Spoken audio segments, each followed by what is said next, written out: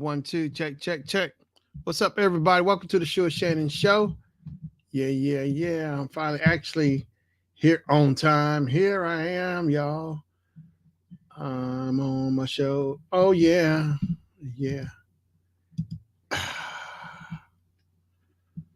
Here I am. Here I am, y'all. Uh-huh.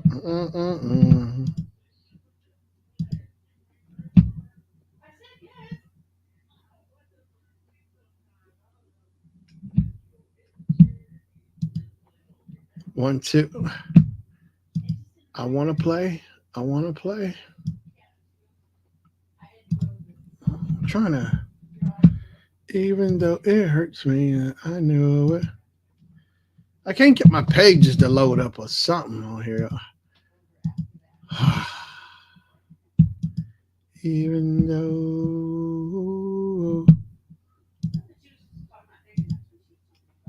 man, what is going on here? I can't. What's up, everybody? Hope everybody's doing all right today. I'm trying to get my page. To upload.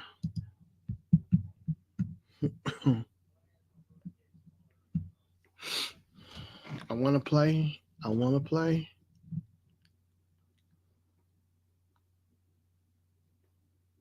I can't get my.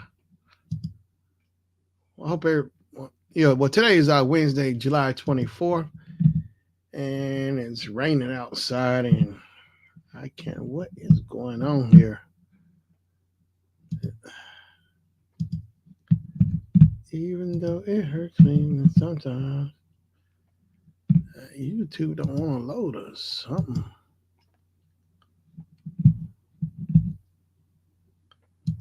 Your channel. How about that? Okay, trying good.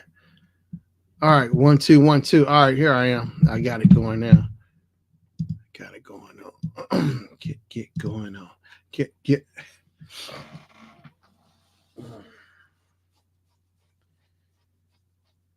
All right, what's up, everybody? I got it. All right. I got my little stuff straightened out. I'm actually on time today. Yeah, and it's raining outside, as I said earlier. So I'm just gonna be on here for a little bit. Yep. So, so last week, let me fill y'all in on last week. So last week, Geo had a stream team bill with Geo back on Friday. Now she said the debate was canceled because everybody couldn't make it last week. Well, I mean, Marlene and Ranger, they couldn't make it, but somehow they managed to make it into a regular stream.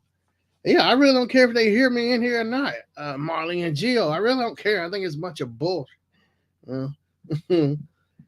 Yeah, so they showed up into Geo's stream team bill, but they couldn't do they weren't able to do the debate, which I was really looking forward to, but we debated in her stream. But I was wondering why we couldn't have done the debate in the regular, on the stream by itself instead of with a team build. She said they canceled, but they couldn't be in two council. They came into the stream in her stream. They managed to come get some buddies in team bill. Bunch of wimps. I'm serious. I mean, we did it, but I was actually looking to actual debate than versus doing it in the team build stream. But the Geo had hit me up, said that Marlene and Ranger couldn't make it. But I'm serious. I'm trying to figure out if they weren't able to make that, but they was able to make team build. I'd say it was a bunch of baloney. So like they didn't want to do it.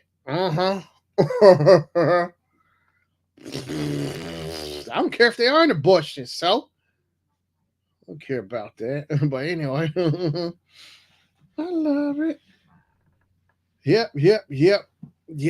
But yeah, that was funny. Too funny though. They was in a debate and it was funny. But what it is, we debating. Geo had a thing called supervisor the jackhole. She got this thing called the jackhole, and the jackholes were anybody, they can get put in there, like, I guess, for like acting up or doing something wrong or whatever. But so three of us, me, Marlene, and Ranger, all ran. So we put our videos up on Team Bill, and explaining the reason why we should be supervisors at a jackhole, that kind of thing. But Gio calls it jackhole, she calls it Jackie. And Jackie is the jackhole, that kind of thing. And it's crazy, man. But we made our video, so she put it up. So I think voting is Friday. She put it up because everybody gonna vote. I think they trying to lean towards Ranger. Now I told them in my video, I said I wouldn't just put anybody in because somebody got into their feelings, they hurt. If somebody said something because they got a little too sensitive, or they're a little tender or whatever, and just throw them in there and I explained in my video, it happened to me. Somebody, hey, what's up, Ty? What's going on, man? Appreciate you coming out. How you doing, Ty? Good to see you, man. Ty Stigma. What's up? Not much, man. Good to see you. I love it.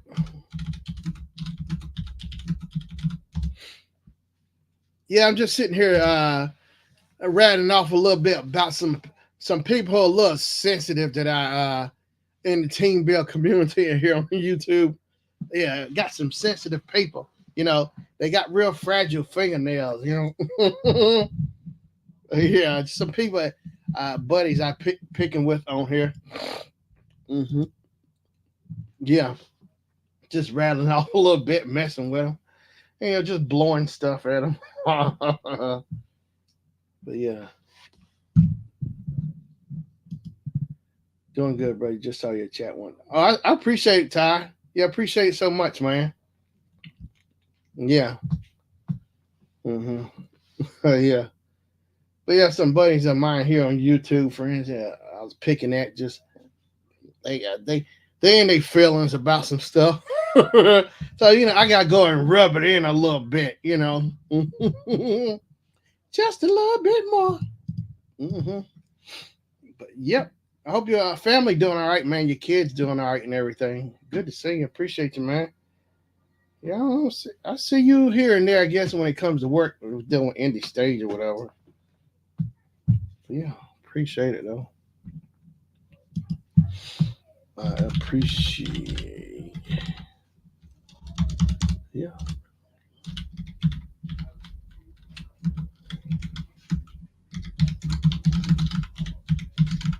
I appreciate. Oh yeah, everyone, that's right. So Miss Kim's Blame Bar, she had a family member passed away last Thursday. So understandable. And so as a relative, I think like 2 years ago, she went to visit her as an older relative, a cousin. I think she was like in her 70s. So she stayed with her for like 3 months to help her out, which I thought was really cool. I think she was like one of her favorite relatives. So she stayed and helped her out for like, stayed with her for like 3 months or so, which was really cool of her to do that. And she passed away. Yeah. We good. Miss you, bro. Got to. Okay, Ty. All right, Ty. I appreciate it, man. Yeah.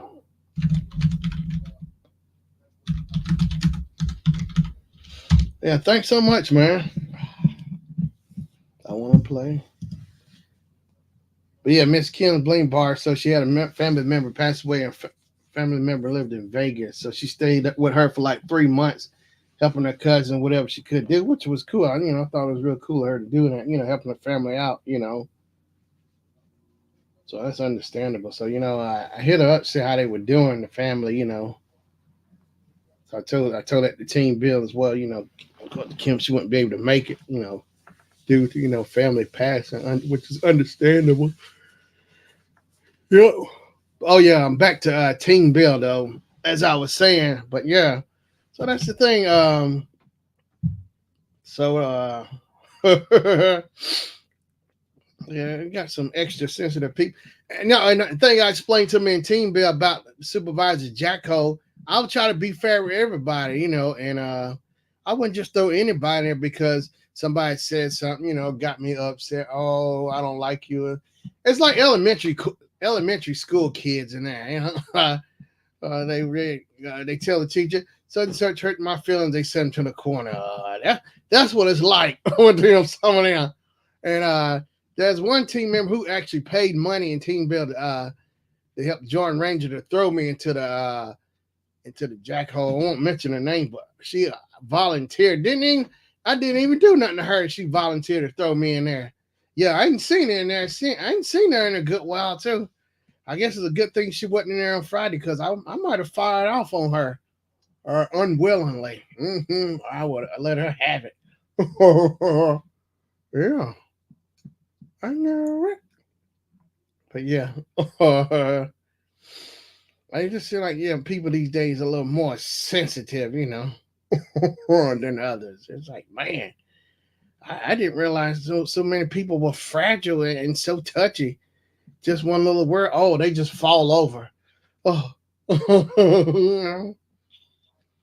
I know I'm joking about it, but it is true though. Like, look on Facebook, you know, people get caught up in just a lot of dumb stuff. I see it all the time.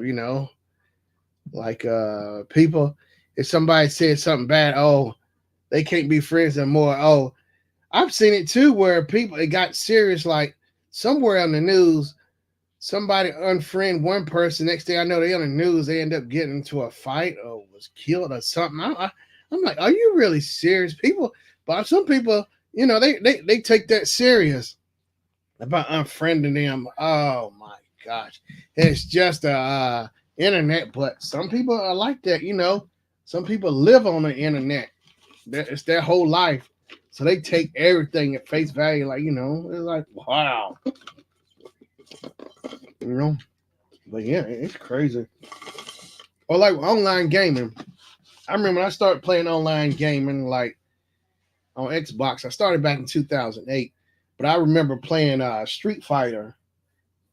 It was 2010.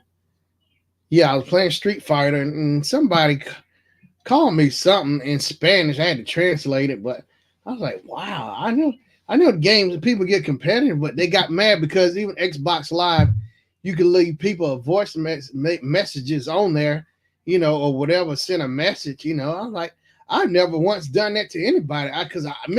I know it's the games is just a game, just having fun. But some people, which I understand, I'm a serious competitor too, but I never get to that point where I'm gonna send somebody a message. I just take it. If somebody beat me, I just take it as I get practice, get better. But I ain't gonna go crying and call them. No, man, it's a game. But I mean, that's the way I think of things. But there's a lot of people like that. It's crazy. But yeah, like competition. I think what was sad was they used to have those Madden tournaments, John Madden football tournaments a couple of years. I used to have it like years and years, but a few years back, I think they finally stopped it because the guy who been coming to the sessions, he was winning, but they say he was like really, real quiet.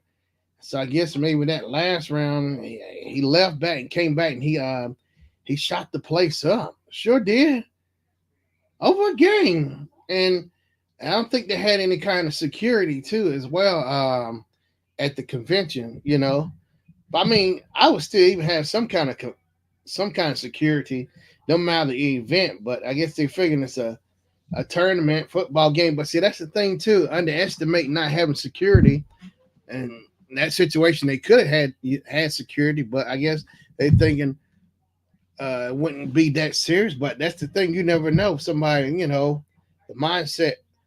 Some people can take it more than others. Some people can handle it more than others. Because my thing is, that's the nature of the game. It's not for everybody. So you got to have thick skin. Come to like those competitions, just in general, like with competitions with tournaments. Well, it's bowling, football, basketball, tennis, or whatever. Some people can handle it more than others. Mm-hmm. Like look at Venus and Serena. I know a lot of people don't like it when they had to play either one of them, and especially Serena. All the stuff she had to deal with the girl. I can't think of her name, but she kept saying how Serena was hitting the ball or whatever, and like the judges would make calls on Serena, but wouldn't make the call on the girl who hitting the ball or something like that. The way I remember, it was like the judge was after Serena, but wasn't making no calls on the old girl. It was like, what kind of mess is that? I was like, wow. So then when Serena was giving it to her, oh, then she couldn't take it. The way I remember, she couldn't take it because Serena, after all that crying and whining the girl did, even the judge or whatever let her get away, referee let her get away with stuff. Serena still beat her, and old girl just cried and had a fit. I was like, that's what you call a real champion, regardless of all the obstacles. Even the referee trying to help the other girl win, regardless, Serena still came through and won. I was like, that was just too funny. I said, good. That lets you know that's just how good she is. Regardless of all that went down, she still beat the old girl down.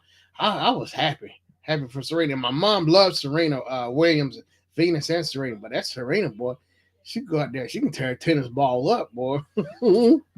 Yeah, but yeah, man, it's like nowadays. It's like I know I hear it all the time about like LeBron. LeBron's like a flopper, which I've seen it myself. I've actually seen highlights with LeBron James. He out there flopping on the floor, and nobody's in there in the way. And then like he looks back at the referee wanting to make a call. I played it. I even seen it replay over and over. A play they were at home. LeBron wanted the ref to call foul or something. There was nobody there at all. I'm like, and the Cleveland Cavaliers when LeBron was with the Cleveland Cavaliers, Kevin Love was like that. He was a big old flopper. It's like, man, don't y'all just want to play basketball and stop doing all this crying?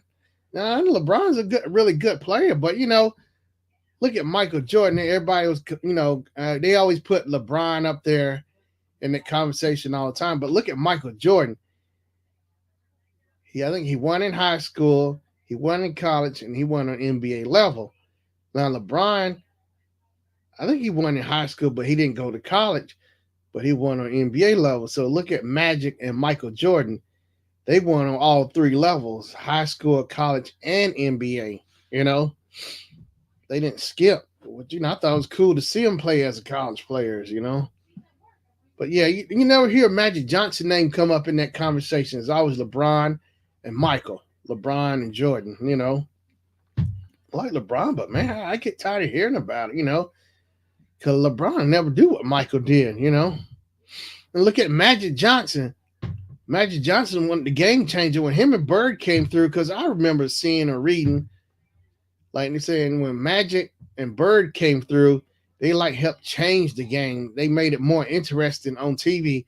Views and stuff started coming in more because of them when they came into the league, And look how Magic played. Oh man, the no look passes and stuff, and the way Bird played. I didn't like Bird in the beginning, but later on down the road, I actually started liking like maybe late 80s, early 90s, and when I actually started liking Bird. But in those early years with the Lakers versus the Celtics, I didn't care for none of them.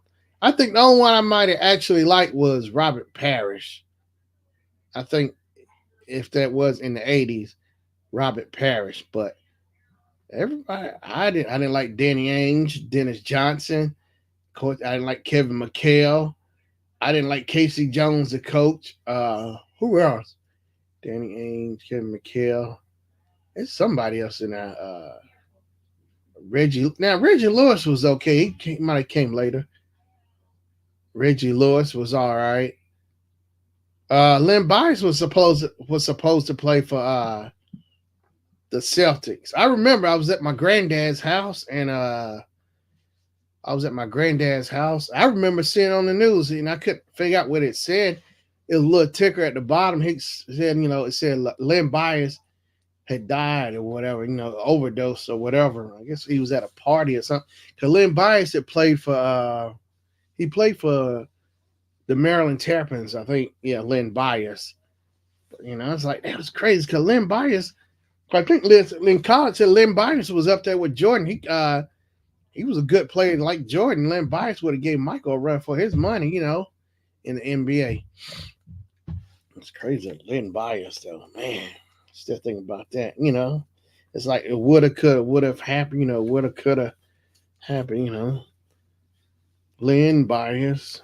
But yeah, Danny Ainge and all that. Oh, I didn't like Kevin McHale until he was actually when he was a coach until he became a coach for the Minnesota Vikings. I was like, wow, Kevin McHale. It makes sense Minnesota because he went to college in Minnesota, so he ended up being like the coach for the Minnesota Timberwolves. I actually liked him better as a coach than a player. Yeah, I sure did. Kevin McHale. I think I like Bird more towards the end, because him and Magic end up becoming friends. Because I saw a documentary where Magic and Bird did that Converse commercial like back in '87, I think 86, '87, somewhere in there. And Magic said they really start to get to talking to each other and really, really got to know each other. They end up becoming friends, because they were always rivalries. It started from college when they played Indiana State versus Michigan State, and then of course the Olympics, then the NBA. It carried on. That rivalry carried on from college to the NBA league, which was a good thing. Mm-hmm. Yeah, Bird and Magic, right? Magic and Bird. You talking about the '80s Lakers and the Celtics was always going at the Rockets. Did good too. Well, Kim Olajuwon, him and Ralph Sampson, they were like the Twin Towers. Ralph Sampson was a good player too. He played for Virginia, the Virginia Cavaliers. Ralph Sampson. He played with Michael Jordan. Man, there was a lot of good. I think it was a really good breeding, like in the late '70s and early '80s when it came to college basketball. Like I like Kenny the Jet Smith. You see him on TNT NBA basketball with Charles Barkley. He was another good player too. Barkley, of course, Shaq was on there. As far as good players, they do the commentary. Of course, Reggie Miller. I never saw Reggie play in college at UCLA, but in the beginning, I kind of didn't like Reggie because he always got into a fight with Michael Jordan. I was like, why is he always fighting? He's real skinny. His arms are long and skinny. He wore those sweatband wristbands around his arm. He looked all funny, and his hairdo and his head. In the beginning, Reggie Miller. But I gotta give Reggie Miller credit. He stick with the Pacers from the time of his start of his career to the end of his career. He never went and switched off and went to like a super team. Like nowadays, it's like everybody's switching off to super teams. I'm going to a super team and win. Look at Cooper Appa Cooper. I can't. The center for the Bucks. Appa Appa Appa. The center for the Bucks. He's been there since the beginning of his career. And look, he stayed there and won a championship with the guys that was there. He didn't go switch off. He even said it in the comments. He said in a commentary at the panel, I'm not gonna go try to make no goes to a super team or whatever. He's gonna stay right home and win it. Which I respect, stay there with the team, take what you got and make the best of it, which he did and won a championship, the Bucks. Which is really cool because everybody wants Swift. Cause I remember LeBron was one of the first ones I remember when they started that super teams. He left Cleveland to go to Miami Heat. So he won with Miami Heat with Dwayne Wade down there. He won with the Heat. Then he ended up going back to Cleveland. He won. Then after left Cleveland, then he went to L.A. He won in L.A.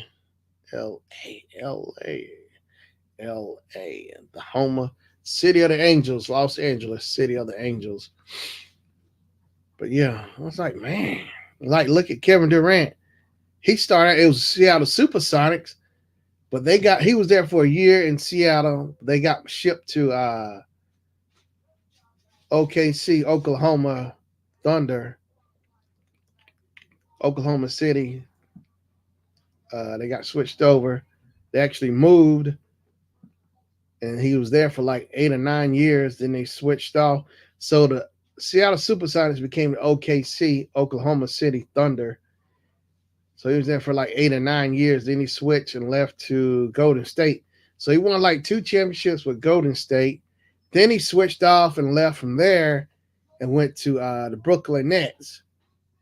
They originally New York Knicks. Then they moved to New Jersey Nets for years. Then they switched back, moved to Brooklyn.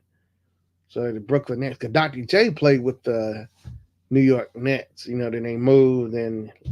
He won, but no, Dr. J won with the Sixers. But so the Nets, so they switched. But Kevin Durant, so he left the Brooklyn Nets because I guess the stuff with Kyrie Irving, all of this, it was just so much, stuff going on. Cause it was gonna be because I think if I'm if I'm saying this right, if I understand this right, I think yeah, Kyrie Irving was there, so he wanted Kevin Durant to come there with him so they could be buddy up, make a super team and try to get James Harden there. James Harden there. I thought they were gonna win, like have their big three and win something, but it never went down because it seemed like when the pandemic hit, then all this stuff with Kyrie Irving over and over, it was on the news. Stephen A. Smith, Shannon Sharp, over and over every day. It's like, man, how can y'all keep talking about this same thing over and over? And Kevin Durant wanted out after you see how Kyrie Irving was doing because they had to take the shot, the COVID shot, to play or whatever. But Kyrie Irving, which everybody had the right to do what they want, but it just seemed like it was just over and over, just like and then he wanted Kevin Durant wanted out of there because seemed like he still had like 4 years left on his contract, I think, and then he ended up finally they broke and got him out of there. So now he played. I think he's still with Phoenix, but that's like, man, these players. You know what? They just want to play basketball, but it's like, I don't know. It's like I hear all the time at work, and a lot of people say, yeah, I think these a lot of the players, a lot of these players get paid too much money, because now it's like, look at Ben Simmons. He played for the Brooklyn Nets. He's supposed to be like a big thing because he came from Philly as a center or whatever. I think when he first came in the league, he was doing all right, but I don't know, he went downhill or something. So now he's still with the Brooklyn Nets. And I think he catching flack for not. They think he's gonna come out and play and do good each season, but it's always a thumbs down. It seemed like to me. But Ben Simmons, it seemed like there's always something. And the same thing I'm saying, like with what's his name? He pulls that load management thing. Kawhi Leonard, And I'm like, man. It's like, dude, these people want to win. They just want to sit at. It seemed like to me, these players getting these bigger contracts now and stuff, like they can just like skip school, just play hooky, if they want to, and that money's still gonna come in, and they ain't gonna work as hard or whatever, And it seemed like to me, the players back then didn't make as much money. They played just as hard and gave it everything they did, like versus now. It's like the players can just sit at home, order on Amazon, just go to work if they want to. Money, the check will keep coming in. They make all that money. They ain't got to put as much effort, calling sick. That's what it seemed like to me. It's like a little bunch of whiny babies to me. All that money, man, I'd be out there dogging them. I don't know, just like maybe ain't a great appreciation than like the players who played back then and made less money. Had more great appreciation. They actually played the game, And it seemed like back then too, players they wasn't as sensitive a touch. It was real. I mean, when basketball was basketball, if somebody beat you, you find a way how to beat them back, Or if they start something, they will fight, They stood up, they didn't take nothing off each other, but they go whining on the news, their feelings were hurt, the rare. Oh man, they suck it up and play. Get on because that's part of the game. Getting on the battlefield and play. You got to have thick skin in that business, but it don't seem like it today. Some of the players you think have thick skin, have some of the thinnest skin you ever seen. It's like, wow, I'm trying to figure out, well, how did you make it? These players make it this far in life, in general, across the board. They doing all that crying, man, for real. Lord. I ain't never seen so much crying. I bet you they wouldn't cry so much. I bet you they stop all that crying for if the owners or whatever stop paying them all, teams paying them all that money, cut their salary in half. Oh, I guarantee they'll shut it up. They won't cry as much.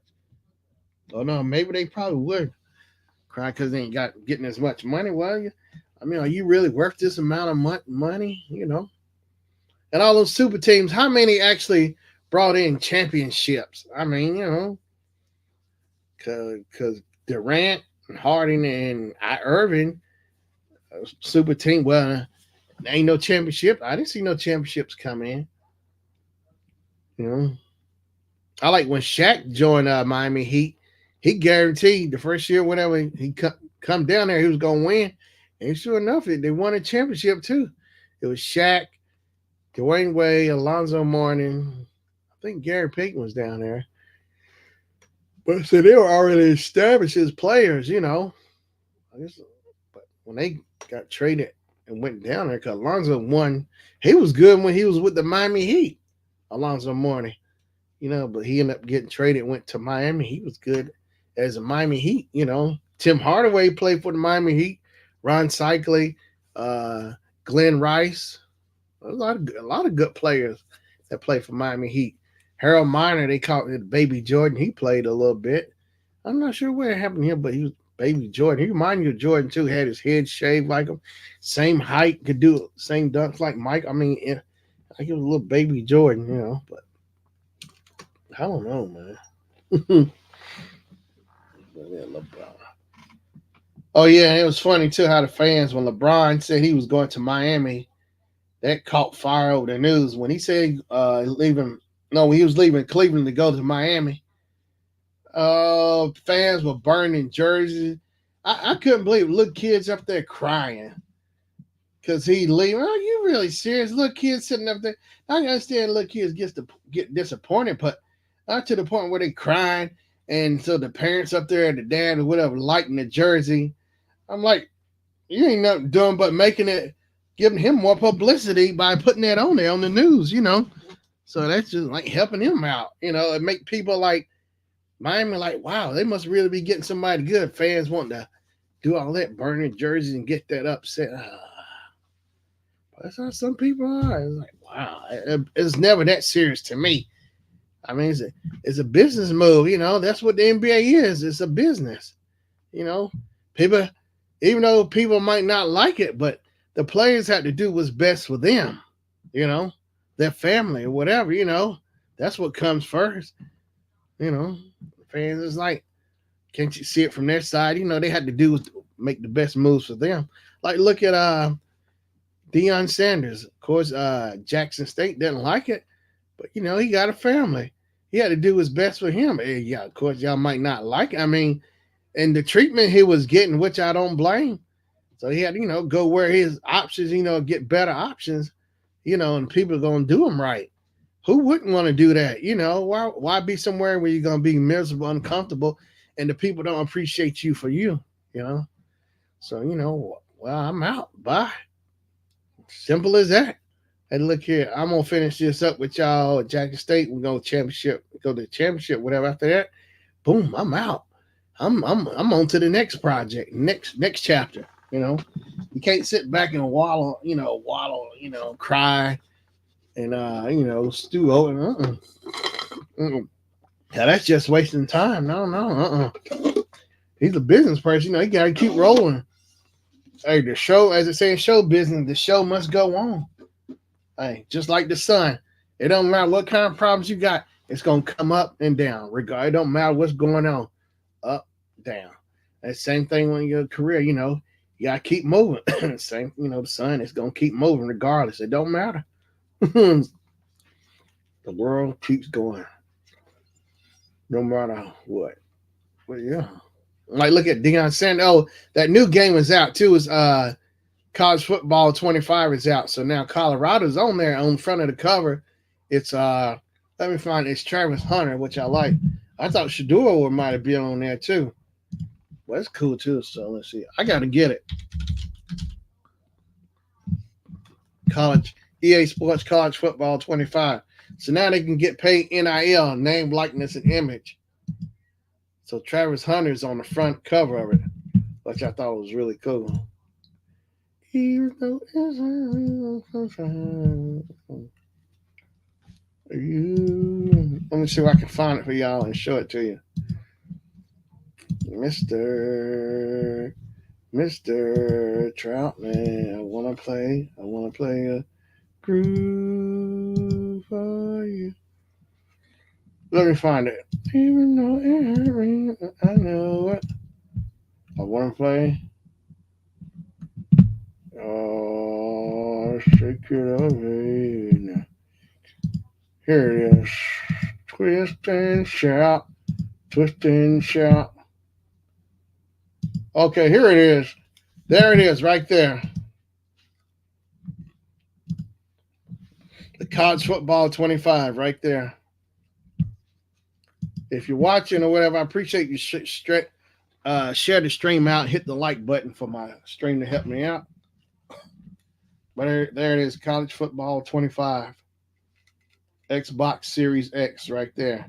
So Travis Hunter's in the middle. You know, he plays wide receiver and cornerback. He plays both sides of the game, offense and defense. And there's Texas, and there it looks like there's Michigan on the right side, Texas on the left. Texas A&M, but Travis Hunter is in the middle. That's really cool. I wouldn't mind playing it myself. Yep, players get NIL now, which makes sense because they should have been getting it, even like in the early 90s. Electronic Arts, EA Sports, EA Games were using players' likeness, but they were never getting no money. But they just racking up, making all the money off the players back then. But that's old news. That's over with now. I'm saying using them in the game, you might as well give them something for it. You know, they helping making you money. You know, Mister, look at that, Mister. So it's on Xbox and PlayStation. I don't know if it's on Nintendo Switch or not. They want 62. I know. They want $62. Good gosh, $63. Yeah, on Amazon.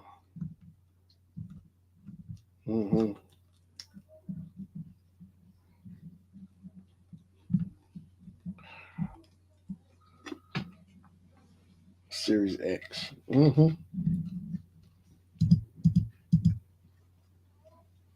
Bam.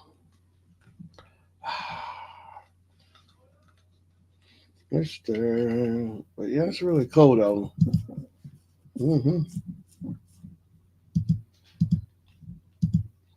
The graphics look really good. I want to play.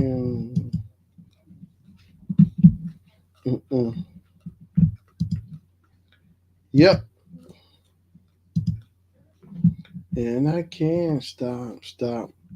How I feel. I'm digging on you, you digging on me, we digging on we.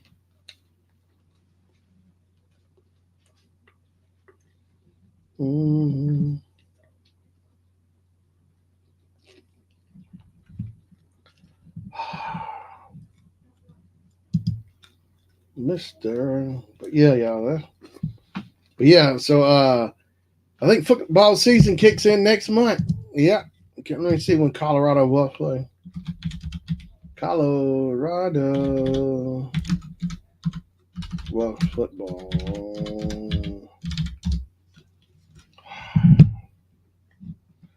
I want to play. So the first game is August 29th at North Dakota State, the Colorado Buffs. Now, I hope Colorado gives Dion a pay increase or something because look, when he came to Colorado, look at how much money he helped generate in that state, Colorado, all the business, the school. Now, Jackson, he would probably stay with Jackson. They did him right. Jackson could have had that, but they weren't about that. They was about themselves trying to wanting to do them dirty. Well, they get that. That's the end result they got, and they had been on TV. If it wasn't for Dion, they wouldn't have been on TV the way they've been. You know. But hey, that's how cookie crumbles. But I'm still glad for Deion because I always been a Deion Sanders fan. You know, when he was with the Falcons, they didn't play. He won. He took the Falcons to the playoffs, but he won with the 49ers. He played 1 year with the 49ers and went to the Super Bowl and won.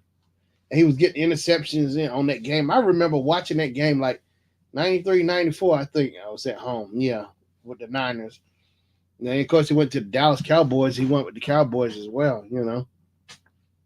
So that show you, no matter, like, some people, no matter how bad of a team, well, or where you at, you know, it's the person, you know, it's still going to make a difference, you know. But, of course, everybody as a team, as a unit, make a difference. But you can tell, like, certain ones that stand out who will be the stars, the great ones versus one who won't be as great, you know. Look at Deion Sanders, Jerry Rice, Michael Irvin, Emmett Smith, Troy Aikman, you know, all Hall of Famers. Yeah. Well, look at Joe Namath. He guaranteed to win the Super Bowl and won it too. He said, I guarantee we'll win the Super Bowl for the New York Jets. And they won it too. Look at the Chicago Bears. That 86 Bears team. Walter Payton, the refrigerator, William Refrigerator Perry. We'll look at Lawrence Taylor with New York Giants. They won championship. They won the Super Bowl. Seemed like that same year the Mets won too or something. I don't know. Everybody. It seemed like everybody in New York was winning, you know. Because I can't stop. But everybody, you know, has a gift. And, of course, you can see with Deion Sanders. Look at Bo Jackson. I think Bo Jackson would have, really been great if he hadn't had the injuries that, like, dealing with his hip and stuff, you know.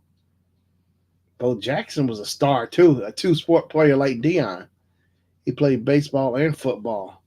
Cause Bo Jackson played for the Raiders as a running back, and he was also right field, left field for the Kansas City Royals, KC Royals, I think.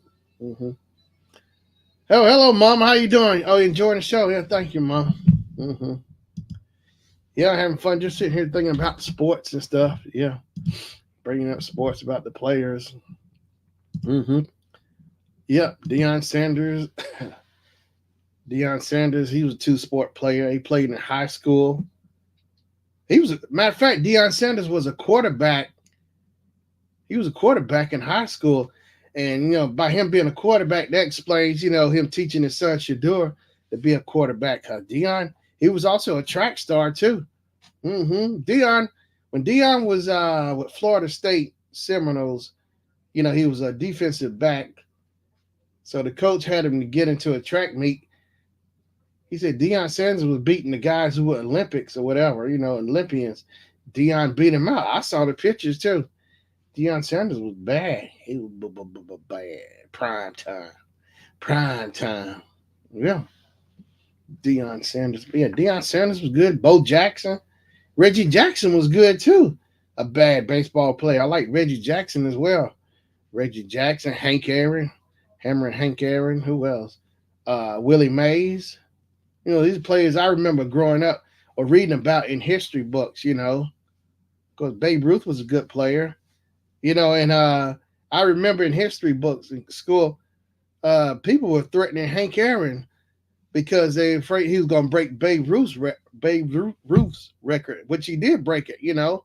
He said he got phone threats and everything. Did it stop him? Nope. So that show you that's like a sign of greatness. Somebody doing something good and people wanting to threaten him because, you know, he's so good at what he does. You know, his talent was just shining. You know, him just being himself. You know, it's like, man, it's like, yeah, it's not that serious. And if he breaks it, so what? They're just so heartbroken because he broke Babe Ruth's record. You know, I mean, Babe Ruth had his moment now.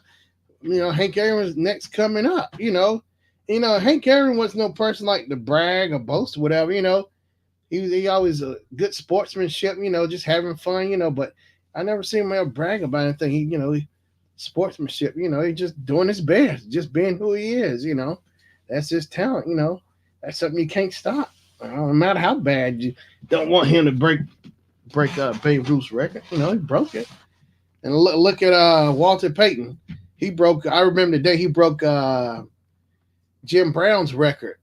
I remember that like back in the mid '80s, early mid '80s. Yeah, Walter Payton broke Jim Brown's rushing record, and then Emmitt Smith broke Walter Payton's rushing record. It broke his record on rushing and yardage. Sure did. I don't know if anybody broke Emmitt Smith's record or not.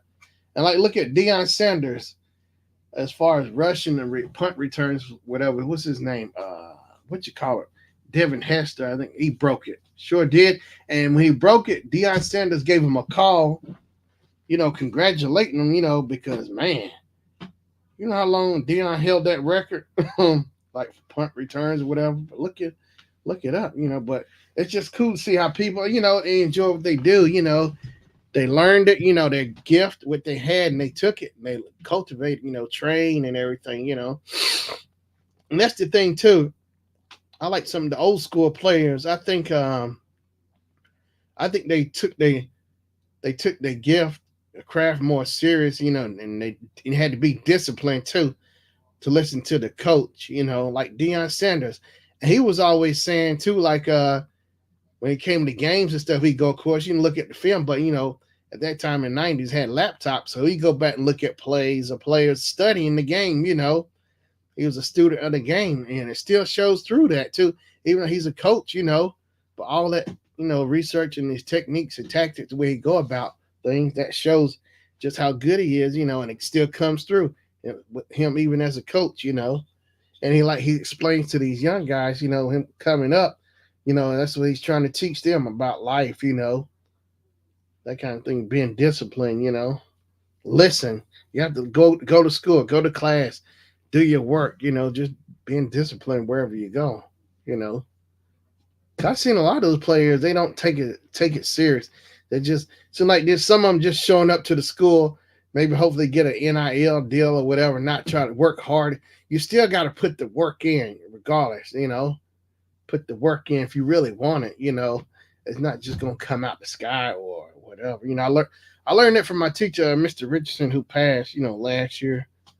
Professor, I remember him saying that it's not just going to materialize, fall out the sky. I learned it like my first year. Yeah. I said, you know what, he is right about that, because I saw a lot of students I was working with in the theater had that same mindset, like they just so good. Oh, it's just going to fall out the sky and come right to them. And like I remember the teachers in the theater is Mr. Richardson and a few others, and the theater teachers. There's like if some because what it was, no matter where it goes, always those ones gonna have that attitude, like they know everything, and they were like, they were just being real. If y'all know so much and know everything, and he was like, well, why are y'all even here? Which was a good point. I heard all crickets. I was listening for the ones who were so big and bad. I was sitting there listening. Could I hear the crickets? I heard all crickets. Because some of them come off like that, real cocky, like, they the biggest, baddest thing in around. The teachers, nobody can't tell them nothing. And that was a good point. If you're so good, why are you even here? Wasting their time, Somebody else could have been in that spot, They just keeping it real, being realistically about it, the reality of it, Mm-hmm. And I feel like that's some of those players who are in college.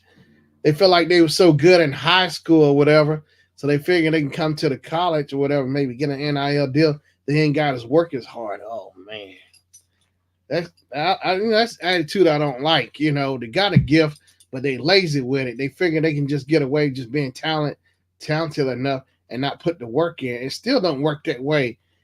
It's like being that talented. The way I look at it, I figure it just give you a few more steps ahead of people who got to actually, who's not as talented, but they still gonna work hard. But you still got to work hard. Look at Michael Jordan. He still had the best plays ever played the game, but he was a student in the game. He listened. He was disciplined. He understood. He had keep striving to be better. Learning how get master. Master your art. It's a craft. Learn master the art. Look at Magic Johnson. Him too. Same thing. Look at Michael Jackson, one of the best singers in the world. But he learned. he still made notes. He was studying, understand, looking at people, studying his art, studying his craft, learning how, taking notes. How I can do this? How can I do that? Try this and try, trial and error. Getting better. You know, they didn't just stay stagnant. They want to keep moving, get better. Which is what you want to do. Progress and get better. You know, I mean, you got a gift. Take it and make the best of it. Don't let it go to waste. You know what I mean? But, Michael Jackson. Look at him, the Jackson. Look at Janet. She's real. That was the whole family was talented. Everybody. Tito, Jermaine, Marlon. Marlon did a solo album. Jackie had a solo album. Latoya had an album. Reapy had an album. Randy had an album. Of course, Janet and Michael. Who else? Marlon did had an album. Tito's done an album. He's had an album out. But Tito can sing. His sons, 3T, they can sing. His sons, 3T. But just like you look at some people, they understood some can pick up on their gifts when they're little, they know what they had, capable of doing. And they take it, understand it, just learning and practicing and get better with it as they get older, they'll get better as you keep going, you know. But yeah, look who else? Actors, great actors. Look at Morgan Freeman. He was a army veteran, and I remember seeing him on Electric Company. He started out in Electric Company, but look how he evolved from Electric Company till he started doing, seeing him on from TV to movies. Look how great he is. His acting status, Morgan Freeman, because he wanted to progress and get better. Just kept going, did more roles. He kept evolving, going to the next level. Look at Denzel Washington, another good actor. He's a theater major. Then he went on. I saw him in St. Elsewhere. He went from there, but he kept progressing. He started doing movies, doing other things, learning his craft, And that's the thing is too how not just being talented, but how bad does that person want it? How far do they want to go? You know what I mean? Like look at Tom Hanks. He had like small minor roles like on Happy Days. Sure did. He did like a few episode or two on Happy Days. The next thing I know, he evolved. He went to did a show called Bosom Buddies, where him and his buddy Peter Scolari, they both played two guys dressed up like women to stay in the hotels because they have somewhere cheaper to stay at, so they dressed up like women or drag. They dressed up like women so they could live at the hotel because it's only women only, and their friend helped get a man, So he went from Bosom Buddies, then he started doing movies. The first movie I remember seeing Tom Hanks in was Splash with Daryl Hannah, the mermaid. So then after Splash, then he was doing other stuff. Man, and look at him now. His basically 40 years, 40 years of work. His body of work, with Tom Hanks. But that's the thing, you never know. But you just have to keep going. You can't stop. I'm sure there's gonna be little bumps in the roads. You're gonna get discouraged, but you just keep going. But Tom Hanks, look at his status, And then let Forrest Gump role. I think that's one of the best roles between Forrest Gump and Philadelphia with Denzel Washington. I think that movie. I think that movie won some awards too. Philadelphia, because Tom Hanks, he had AIDS. I guess he was gay. His character was a gay character, whatever. And he died from AIDS. But I mean, I think that was like one of the biggest roles Tom Hanks had besides Forrest Gump. Was Philadelphia, him and Denzel Washington. Man, Tom Hanks and Denzel Washington in a movie. I don't know if you'll ever see again like that role, a performance with those two, two caliber actors. Who else is great actor? I like Leonardo DiCaprio. I like him in Once Upon a Time in Hollywood, but I first saw him on Growing Pains. The TV show, Growing Pains, the 80s TV show. He started out. I remember he had small roles. Now look at him. Because I think up to that time he was up to Growing Pains, the biggest thing he hit getting into movies was Titanic. I think that's the one that really shot him over. Was Titanic. Cause that movie is still going, it's still a true classic. That Titanic. And of course, Steve Harvey cracked about that. As the band played, the ship went down. They talking about how cool in the gang of them would have been unhooking stuff, getting out of there. Let's go. Wrap that up. Let's go. Mm-hmm. But yeah, Titanic. But I like Leonardo DiCaprio in Once Upon a Time in Hollywood, Quentin Tarantino movie. I look, at the beginning when I first kind of saw that trailer and glanced, I was like, this is like another old movie with old, going back or whatever. But when I actually watched that movie, it just blew me away. I actually inspired me just looking at the older stuff, because like, what's her name? Margot Robbie. She played Sharon Tate. Uh, Brad Pitt played Cliff Booth. Cliff Booth is Leonardo DiCaprio's character, Rick Dalton's stunt double. Of course, Kurt Russell's in it. There's a lot of people in it. But yeah, I think that was like one of the best movies I like by Quentin Tarantino. Of course, Kill Bill. Pulp Fiction is a classic with John Travolta and Sam Jackson. Ving Rhames is in it. Bruce Willis is in it. Sam Jackson. Who else? But yeah, Pulp Fiction is another classic. Kill Bill 2. Vivica Fox is in both Kill Bills, I think. Trying to think. Kill Bill. What? The Hateful Eight. Sam Jackson's in that. And what's the other one? The Django. Sam Jackson, Leonardo DiCaprio, and Jamie Foxx. That was one of Quentin Tarantino's other big ones. But that Once Upon a Time in Hollywood, I think that's like my favorite one out of all his movies. I think Pulp Fiction was his first movie. Or it might have been one before that. But I think that's the one that I think. And Dusk Till Dawn, I think it was Quentin Tarantino's movie as well. Mm-hmm. But yes. I think I put in my top 5 or top 10 movies all time. I will put Once Upon a Time in Hollywood in there. Of course, The Wiz with Michael Jackson, Donna Ross. I like The Wizard of Oz too with Judy Garland. Willy Wonka and the Chocolate Factory. Of course, Star Wars, Return of the Jedi, New Hope, all the Star Wars stuff. Shaft. Oh,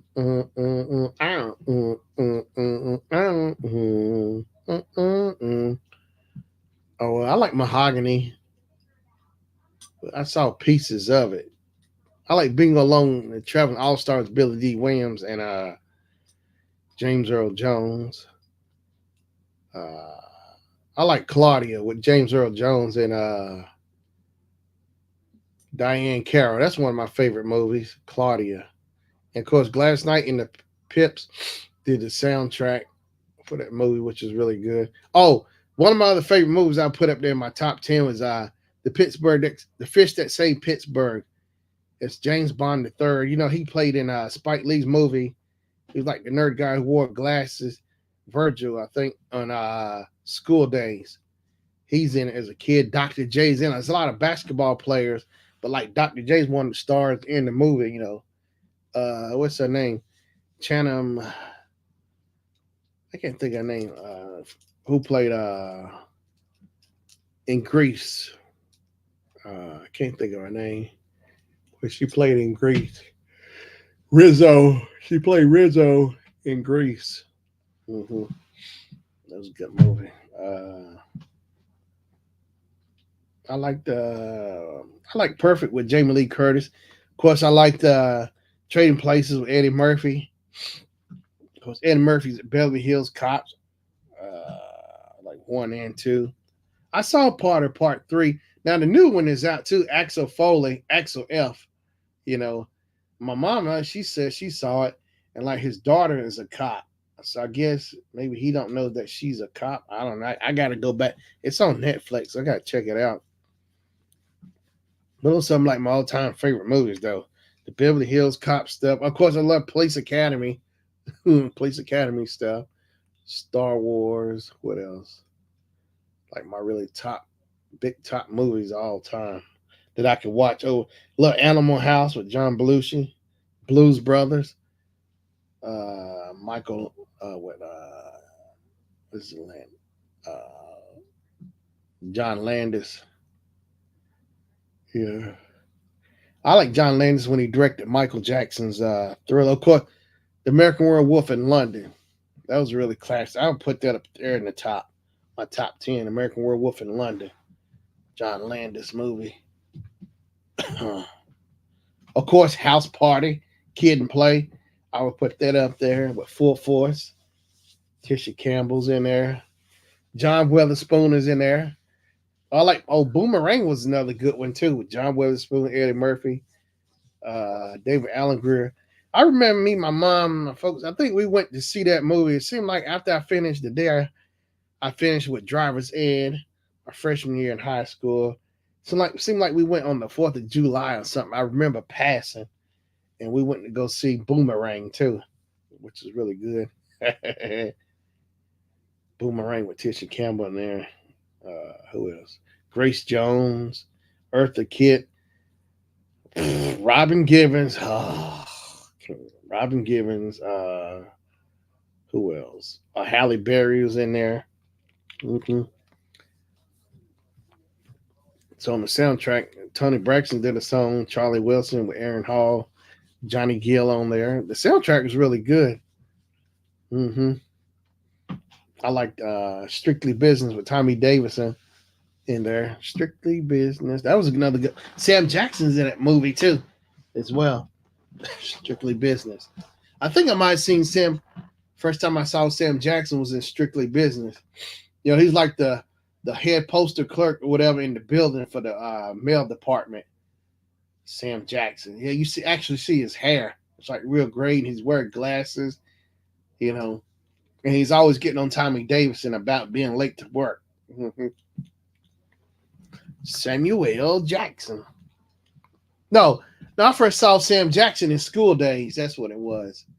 Because Sam Jackson was alumni of Morehouse, like Spike Lee, you know, and the guy who played Grady, Lawrence Fishburne's older brother in School Days, Bill Nunn was a Morehouse alumni as well. Yep. And I can't stop. I remember going to the movies see School Days, Spike Lee movie, and Do the Right Thing. Get up, do the right thing. Went to the movies and saw Boys in the Hood. Boys in the Hood is another good one. Yep. Everybody want to be like them. Boys in the Hood. Ice Cube. Doughboy. Trey. Ricky. Mm-hmm. John Singleton's first movie. Mm-hmm. I think because of Boys in the Hood that inspired Ice Cube to do more acting. You know, look at Ice Cube. He went from rapping to acting, you know, inspiring him. And look at him. He started taking on more movie roles. Cause I know he said, I think because of John Singleton, you know, he talked to him about making a movie. Cause I think he said John Singleton said to him, if you can write rap songs, you know, stories, you know, you can make a movie. Cause that's what rap songs are like, stories or movies. It's the same thing. It's just being put to film, you know, music and film, you know, the same thing. So I think that kind of led Ice Cube all the little roles he was taking, and it all led up to Friday, you know, producing it, and then you know, directed his first film was Players Club back in '96. It's his directorial debut, Ice Cube, with Lisa Ray in there.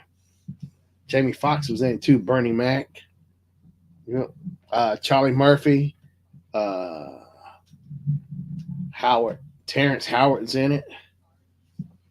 But yeah, of course, you know, Fridays. Oh yeah, Friday be up there in my top 10 as well. Friday and Friday 3. Now Friday 2 would be in third place. I like it part 3 better because they end up having their own apartment and it's Christmas time. Samoa's in there, of course. Don D.C. Curry, John Witherspoon, and Maria Horsford in there. Yep. So I think part 3 was better than part 2. Of course, Ricky Smiley is Santa Claus in part 3. Ricky Smiley. Yeah, because you wonder who's Santa Claus, because he's the one going around robbing people in the neighborhood. Ricky Smiley. Yeah. I want to play Ricky Smiley. Ricky Smiley's a good comedian too. I like him. I first started seeing him on Comic View. Ricky Smiley. Mm-hmm. Comic View and Def Jam. Mm-hmm. I want to play. I want to play. Even though I know it. Tommy Davidson. Wait, not Tom. I first saw Tommy Davidson, and yeah, I think I said it in. No, I saw him first. I first saw him on Living Color, I think, and then I saw him in Strictly Business. In Living Color. Mm-mm-mm-mm. Do what you want me to do in Living Color. And I first saw Damon and Keenan. It was in I think was it Hollywood Shuffle. I saw that's where I first saw Robert Townsend. I first saw him on Hollywood Shuffle. No, he was in Cooley High. Robert Townsend was in Cooley High. Yeah, I want to play. Yeah, Robert Townsend was in Cooley High. Look at Robert Townsend, how far he came along, acting and then ended up directing. I think he loves directing more than acting. He directed Five Heartbeats, which is still a classic. Hmm. Oh yeah, Five Heartbeats would be in my top as well, and plus the Temptations movie, because Leon is in both movies, Temptations, and he was in Five Heartbeats. And I think he said that role, him playing in the Five Heartbeats, prepared him for the Temptations movie. 'Cause I know my mom loves the Temptations movie. Mm-hmm. Mm-hmm. Mm-hmm. Yep.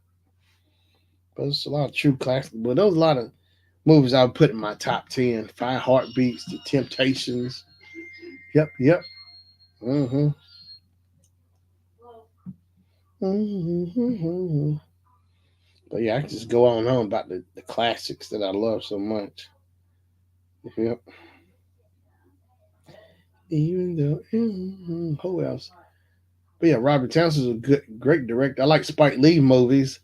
I think Spike Lee's best movie, I think, was probably Malcolm X. I'm gonna say because I remember when that came out. Because look at Denzel Washington. I mean, he really transformed and looked like Malcolm X.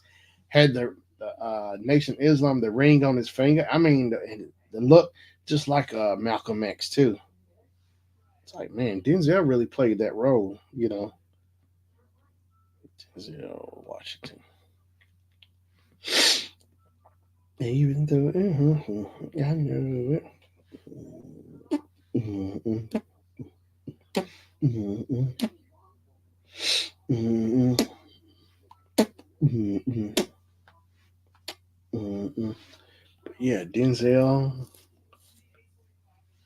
Malcolm X. I mean, I think he really nailed it. I think that's like Denzel's one of Denzel's best roles, other than Training Day, where he actually got an award for dealing movie with drugs, and versus iconic person Malcolm X versus a drug dealer. Where Denzel won the award from Training Day. I think he should have won something from Malcolm X. He killed that role. But no, I think that's the same year him and Halle Berry won. They won Oscars for their roles. I think Halle Berry won hers for Monster Ball. Let me see. Let me take a look. Denzel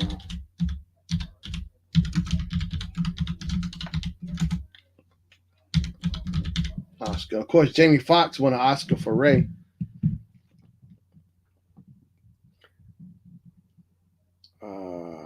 Denzel Academy Awards. Best Actor 2002, 2017. No, wait. And the award goes to. Oh, okay. Let me see the full list. Even though it hurts me.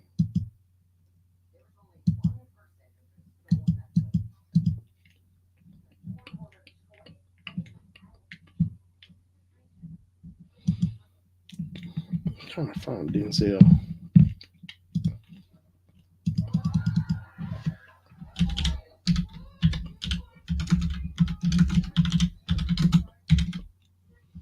Oscar.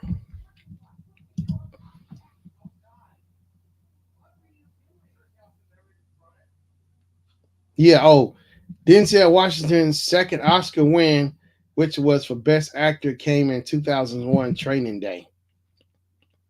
Denzel won a Best Supporting Actor Oscar for 1989's Glory. That's right. He was in Glory. Him and Morgan Freeman. Yeah, they killed those roles in Glory. Mm-hmm.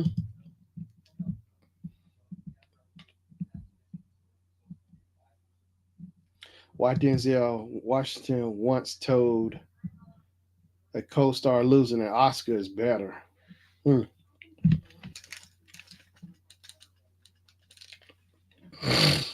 Washington, of course, is one of the most celebrated actors by the Academy of Motion Pictures, Art, and Sciences with 10 nominations throughout his illustrious career. After losing in the Best Supporting Actor race for an Academy Award for 1987's Cry of Freedom, Washington won the Best Supporting Actor Oscar for 1989's Glory. Washington's second Oscar win, which was which was for Best Actor, came for 2001 Training Day. Hawke fell short in his bid for an Oscar for his role, but Washington had some valuable insight for his co-star right after his name wasn't called at the Academy podium. What it say? What it say? What it say? Confirming the story for the eponymous host of Max's, who's talking to Curious. What? Hawke said Washington, whom he likens to baseball legend Babe Ruth, did indeed whisper to his ear, "It's better that you didn't win. Losing was better."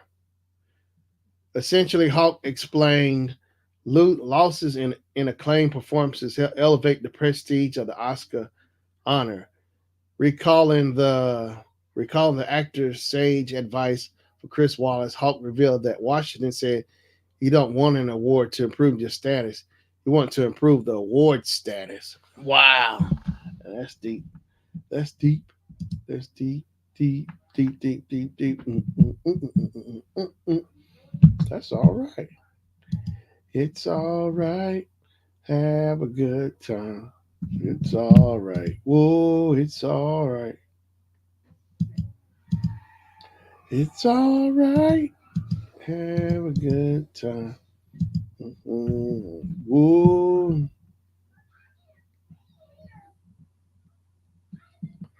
It's all ever had a good time. Everybody, it's all right.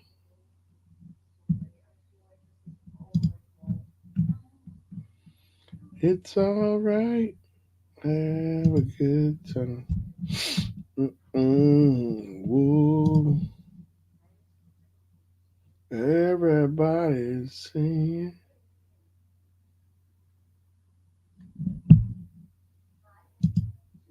Well, all right, I guess I'm gonna get off here in a few minutes. I just want to try to get an hour in or something, get a little something in. It's been fun trying to explain some history on here just a little bit. Hopefully, I can get some more people in here. Hopefully, Kim is doing be all right. Her and the family, just hope everybody's doing all right. It's all right to have a good time. It's all right. Ooh, it's all right. All right. I guess I'm gonna get out right. I appreciate you coming in here, Mama, and Ty coming in here today. I'm about to get off, so I figure I get like an hour or so or something in. Mm-hmm. Yep.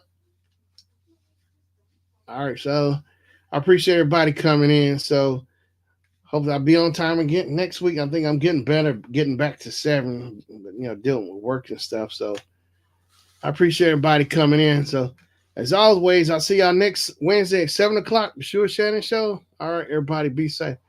All right, good night, Mama. All right, love you. Good night, Mom.